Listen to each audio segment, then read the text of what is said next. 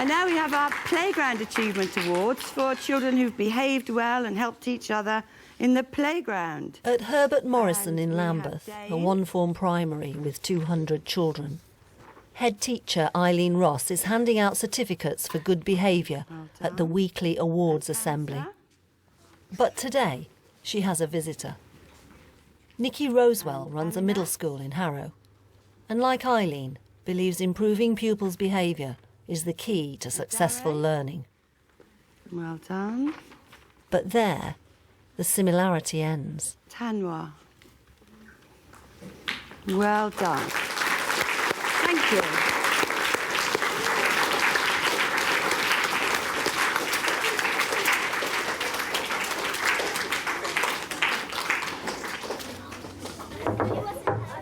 All the teachers at Eileen's school use the same assertive discipline behaviour system. I don't believe this for one moment.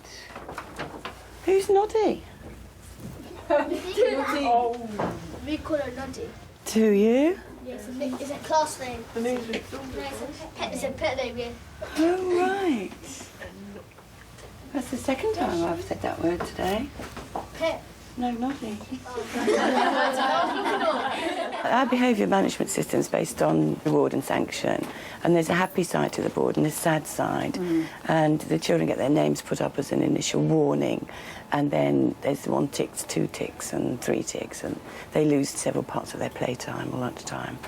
After the 3rd tick on the sad side, they get sent to a partner class with a timeout sheet to think about their behaviour, and then they're accepted back in their classroom.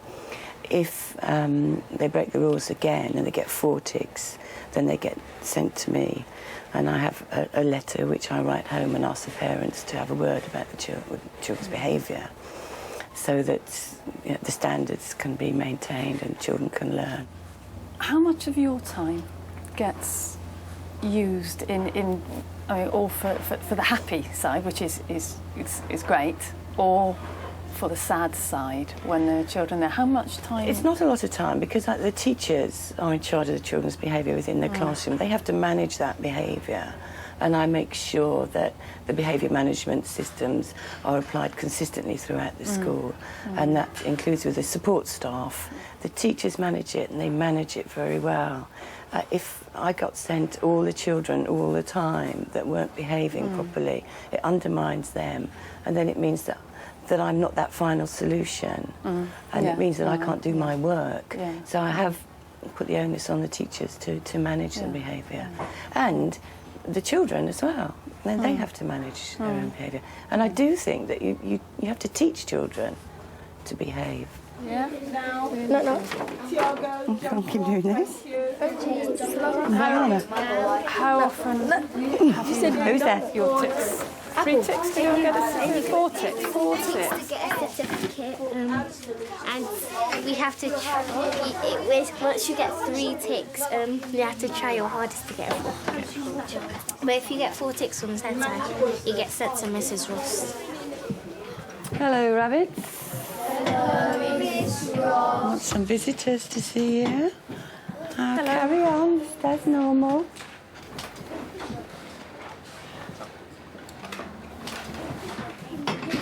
Abu, what's the matter with Abu? He's having a really upset at the moment, so I'm just going to have him stand on me for a while, just as he calms down. Annie, could you wait just a moment, please? It's an incident-packed day today. The board might tell a story.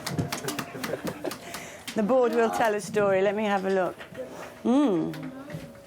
Lovely, because we've had so many children who have worked so hard today. We really have. Though the teachers use the same system consistently, for Year 5, the rules are about to get even tighter.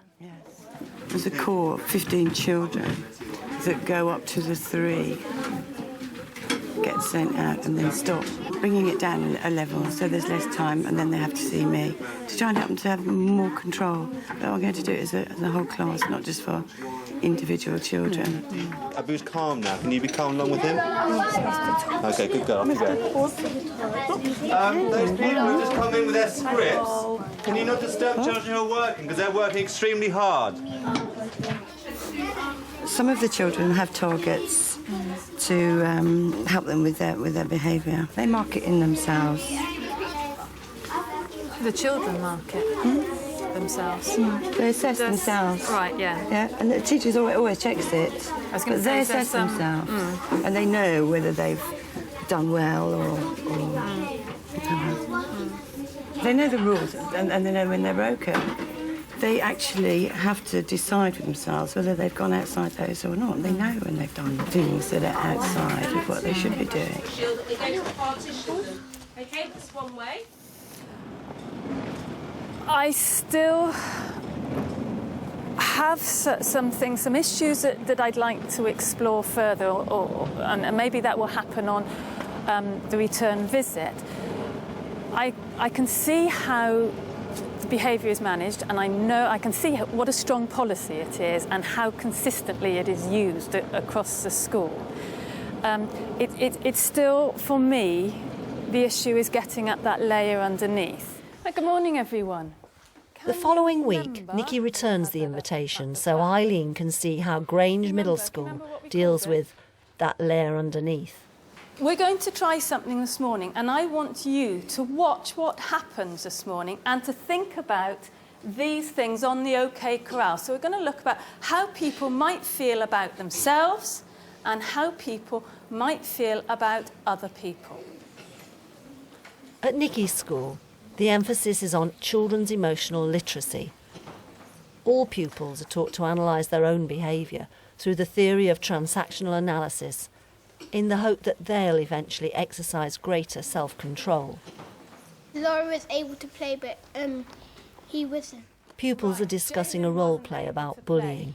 Just think for the moment how we might actually link what was happening with which ego states they were using at that point. And there might be something about the body language that would help us tell. What might you have seen with his body language? OK, yep, Natasha? Feeling that he was the victim.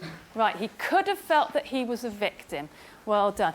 I wonder if you noticed anything he did with his hands when he said who could actually play. There was something he did. Can anybody tell me what he did with his hands? Colvin? He pointed. Right, he pointed, didn't he? He pointed. That should give you a big clue as to which ego state he was using at that point. At that point. OK, Val? Bossy parent. Yeah, bossy parent. Would you agree with that, Jamie? Yeah, very much bossy parent. Right. Now, what can I do now? What can I do now? Any ideas as to what you could do now? Oh, Rick's in the middle of teaching there. Transactional analysis, together with a system of rewards and sanctions known as the Golden Rules, run throughout the school. But together with that, each teacher is allowed to set their own classroom rules. This is interesting because I wanted to find out how you recorded losing the golden time. Obviously, there's different degrees of staff's ability to manage children's behaviour. Would this be a good example of practice that you expect throughout the school? So we've got star tickets, golden time, happy and sad sign. Yeah, but Rick will operate that within his own class. Right. So that's not something that will go across the school. You know, I was saying that they're allowed to choose. Yes, they can use something. Well done. Within each class, there may be different systems in terms of star tickets, or someone else uses 2 tickets, someone else will use merit points. Maybe that terminology, but it's still the same in terms of the merits that So they're they just awarded. get used to something slightly different each year that the class teachers managing themselves. Yes, yeah. I think you've got to have really clear systems to manage a lot of staff and a lot of children. Yes. And I've found that when I've been in a larger school before, leaving quite a lot of things to people's creativity and their own creative flair sometimes conflicts with what I wanted as a whole school. It's about looking at your interactions with the children when they're, you know, just during your everyday contact. That's right. I just think that perhaps if I was a new member of staff, I'd probably like less choice. Do you think so? I think so. Yeah. And then you might get that consistency of approach going through. Yeah. Less choice with the team points, table points, stars. There's so many options. I don't think I'd be quite clear of which one I could use. Do you mind us coming in?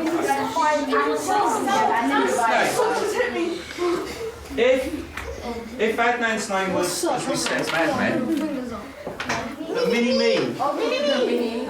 Sharon, can you manage a mini-me? I don't think he's big enough.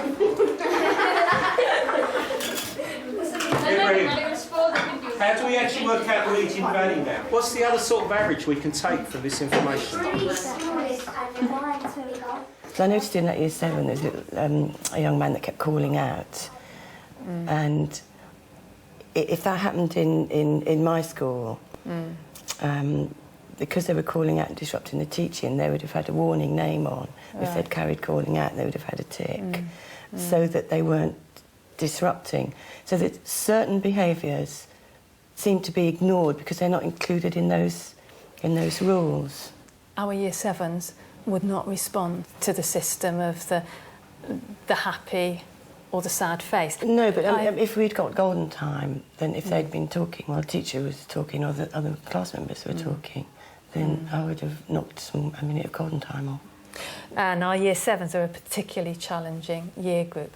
So what we've had to do is to work to actually get them to focus and to engage with learning. And inevitably there has to be, well, a judgment there is, have I actually got them engaging in the learning?